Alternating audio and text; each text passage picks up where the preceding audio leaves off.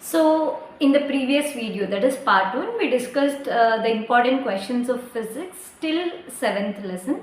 So in this video, let's continue with the 8, 9, 10, 11 and 12 lessons, important questions. So coming to the 8th lesson, chemical bonding. So in 8th lesson, learn octet rule. After octet rule, learn about the formation of ionic bond with examples and the formation of covalent bond with examples. After this, you have 3 theories, that is electrovalent theory, Vesper theory and valence bond theory. So for electrovalent theory, if you just learn limitations, it's fine.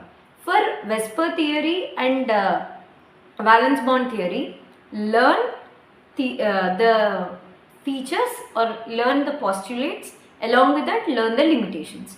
For valence bond theory or in Vesper theory and valence bond theory, you will have the hybridization and there are certain examples like BeCl3, BF3 and BeCl2 and BF3 and all. So just don't forget to learn those examples. Have a clear understanding about them. Most of the time they give you the diagram and they will ask you 4 questions out of it. So it's very important that you especially BF3, BeCl2, NH3, H2O and CH4. Learn these examples for sure before you go to the exam. Coming to the 9th lesson. So in 9th lesson, just learn majorly the difference between voltage and EMF. This difference is most important. Apart from that, learn the definitions of current, voltage and EMF. After this, for you the most important is the Ohm's law. Ohm's law activity is really important. And then learn the factors which affect the resistance, that is length, area, temperature.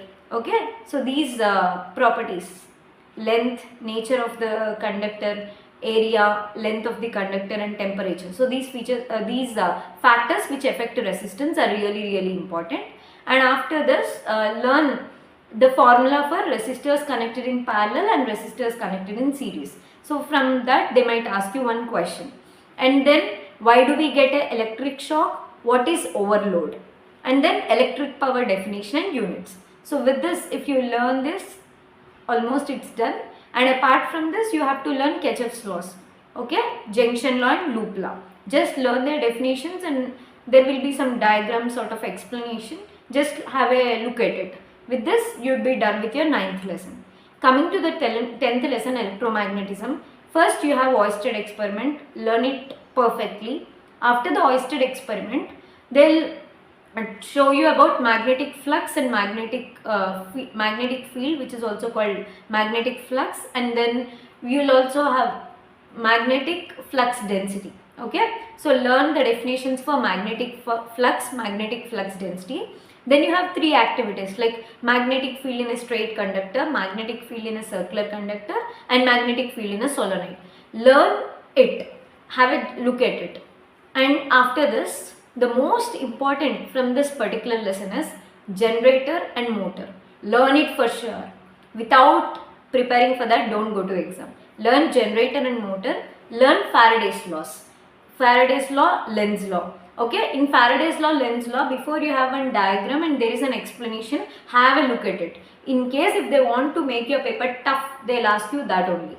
So Faraday's 2 laws are important and applications of Faraday's law is the most important question as per your exam. With this, you'll be done with your 10th chapter, that is electromagnetism. Coming to the 11th chapter, principles of metallurgy, it's very simple. Most of the time they'll ask you either froth flotation or magnetic separation. Apart from that, there is a thermite reaction. Have a look at it and just learn it in a general way. Normally, when you take a ore, and the most important is roasting, calcination and smelting. Learn their definitions. And that lesson is quite general. You will have 3 steps. Okay, concentration of the ore, then you will extract the ore, extract the metal from the ore, and the third step is purification of the metal.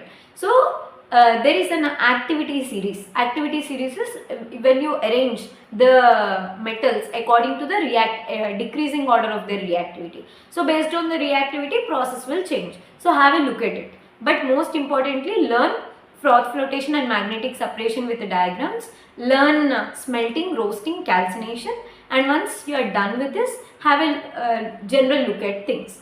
Coming to the 12th chapter, carbon and its compounds, most of the time they will not ask you any question in the question paper, but bit paper they will ask you question based on nomenclature. But for exam point of view, first of all, learn the uses of, write a short notes on diamond, graphite, nanotubes, Buckminster fullerenes. Learn these 4 for sure. Next, why carbon is special, or why carbon only undergoes, or why are we separating, why are we learning separately about carbon.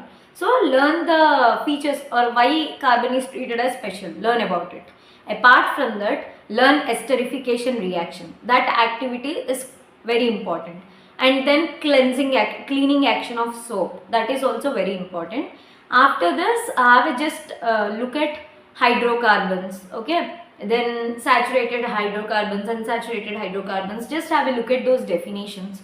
So definitions is enough.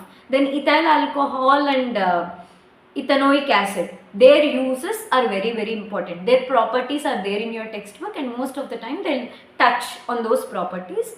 Apart from this, you have 4 reactions, that is addition, substitution, and then you have oxidation, okay, oxidation, combustion, addition and substitution. Learn those 4 reactions. So if you focus on all these questions which I have mentioned and just learn them, that's enough. So make sure you go through all these questions and learn perfectly. I hope these videos are useful for you. For many such videos, please do like, share and subscribe my channel.